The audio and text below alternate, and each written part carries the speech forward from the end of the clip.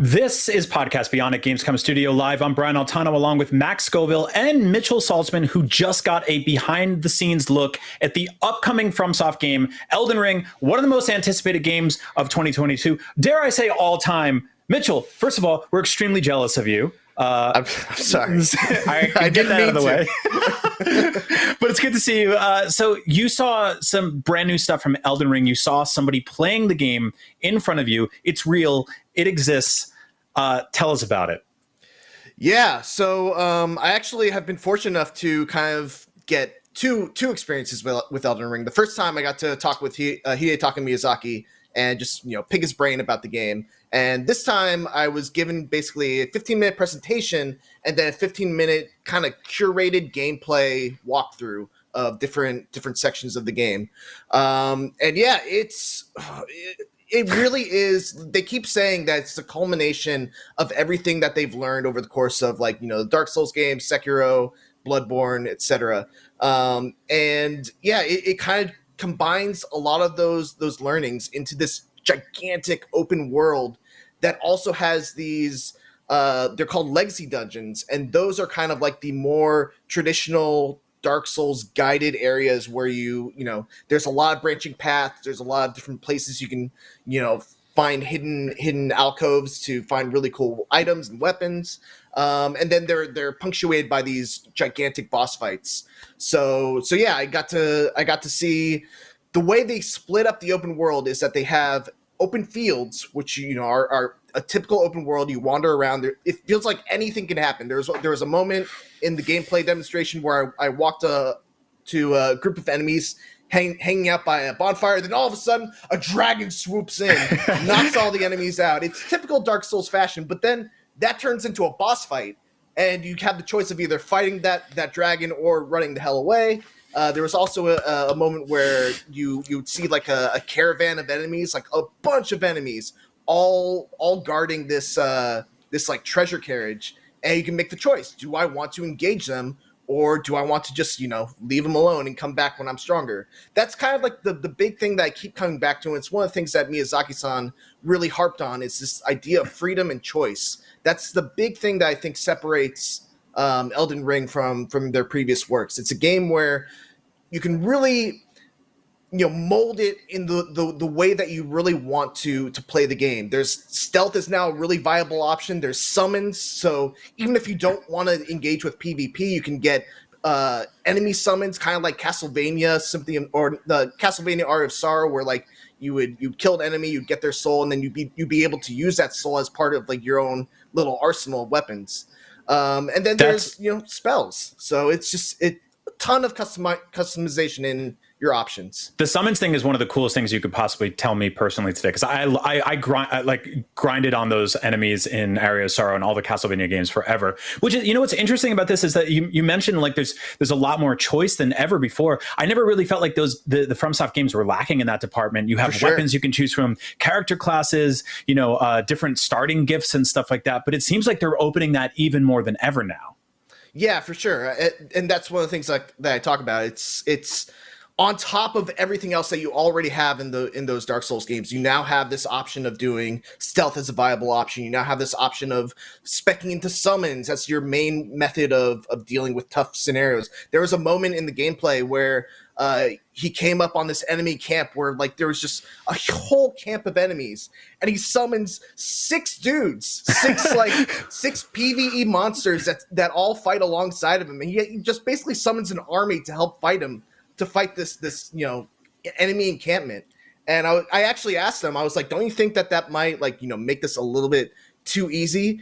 And Kitao-san was the person that I was talking to, and he basically said we're well aware of like the power of some of these summons, and we've kind of balanced it so that you get some summons much later into the game. Some you actually have to spec into the path that allows you to summon some of these more powerful ones. So it's all very calculated, it feels like. I get the sense that would be, like in some of the, it's, like if you want to do like arcane stuff in Bloodborne, it's usually kind of tougher at the front half of the game, but then you get super OP towards the end. I get the sense that that'd be the same deal with summons. Now you talked about how there's like legacy dungeons. Is this sort of like, is this Would you compare this to like sort of Breath of the Wild in that there's the sort of which didn't have dungeons, but like there's different beasts that you can approach in different order. Like you can just can you just run in any direction and pick a dungeon and see what happens? Or so I will say I think there are probably there's a little bit of Breath of the Wild in it because you have the Spirit Steed and there's a lot of verticality in Breath of the Wild, right? And I think in Elden Ring, verticality is one of the big things that they're going for in the open world. There's actually little platforms that you can go to while you're on your Spirit Steed, and you can leap on them, and it'll just send you flying into the air so you can leap onto the tops of cliffs. That's awesome. That's yeah. That feels like something that like was they're piggybacking off of Sekiro because that was one of the first games that made you go like, oh, I can go up there. That's cool. Yeah, and also the steed can double jump. It doesn't seem like it takes fall damage, so there seems to be a lot of freedom in the exploration of the open field. What's different than Breath of the Wild? Breath of the Wild, literally, you can go anywhere at any time. You can tackle any of the 4 beasts at any time. I was told that there is an order in Elden Ring. Like there are certain legacy dungeons that you might find earlier than you can get, like that you can actually explore them because you'll need something that you might get from one of the other legacy dungeons in order to get through. Right. But also one of the things I wanna make clear, there's a map in this game. Like there's a map that you can bring up by pressing a button. You can actually collect map fragments to build out the map that you have.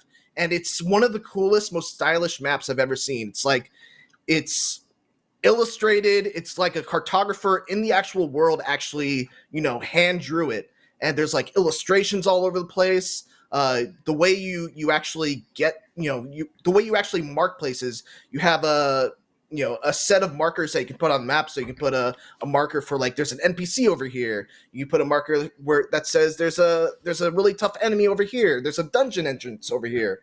So it's not like one of those Ubisoft things where you're just bombarded with icons and waypoints. It's really just a matter of whatever you put on the map is what it shows.